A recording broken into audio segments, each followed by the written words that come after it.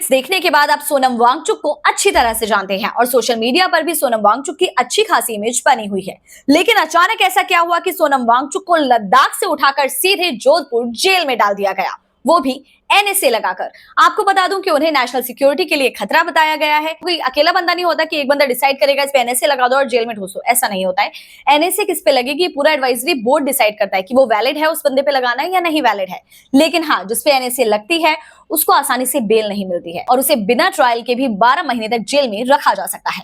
दुनिया में हर चीज एंटी मोदी नहीं होती है, कई चीजें ऐसी भी होती हैं जहां वो देश के खिलाफ ऐसी मुहिम को फ्यूल कर रहे होते हैं जो पूरे देश में हिंसा बढ़ा दे।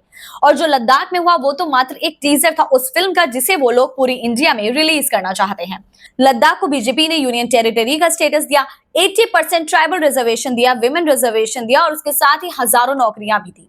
इसके साथ ही अब प्रोटेस्टर्स की चारों ओर मांगे थी, जिनमें से 2 के लिए सरकार लगभग मान भी गई थी और 25-26 सितंबर में इसको लेकर बातचीत होनी थी। 6 अक्टूबर को भी एक मीटिंग तय हो रखी थी। वांगचुक पहले तो हंगर प्रोटेस्ट करते रहे, लेकिन उस दौरान सब मीटिंग्स की जानकारी होते हुए भी सोनम वांगचुक ने अरब स्प्रिंग्स और नेपाल के प्रोटेस्ट का जिक्र करके लोगों को पहले ही भड़का दिया। यहाँ तक कि बीजेपी ऑफिस में आग लगा दी गई, पुलिस की वैन में आग लगा दी, 4 लोगों की इस दौरान मौत हो गई और साथ ही 30 से ज्यादा पुलिसकर्मी घायल हो गए। ऐसा लगता है कि सोनम वांगचुक बहुत आसानी से समझ गए थे कि राहुल गांधी अपने जेनजी वाले ट्वीट में क्या कहना चाह रहे थे। 2007 में लंदन में सोनम वांगचुक के इंडिया के खिलाफ जहर उगलने को लेकर लद्दाख के डीएम को चेताया भी था। और अब बताती हूँ सोनम वांगचुक के प्रोजेक्ट सेकमॉल के बारे में। वैसे तो ये प्रोजेक्ट फेल हुए बच्चों को दूसरा मौका देने वाला प्रोजेक्ट है, लेकिन इसकी आड़ में स्टूडेंट्स को देश विरोधी बातें सिखाई जाती हैं, उन्हें अलगाववाद सिखाया जाता है और नेपाल के सेपरेटिस्ट लीडर्स आकर वहां इंडिपेंडेंस की स्पीच देते हैं। लद्दाख में जो जेनजी रेवोल्यूशन के नाम पर हिंसा हो रही है वो एक टीजर मात्र है। ये सिर्फ बच्चों और इनोवेशन का मामला नहीं है,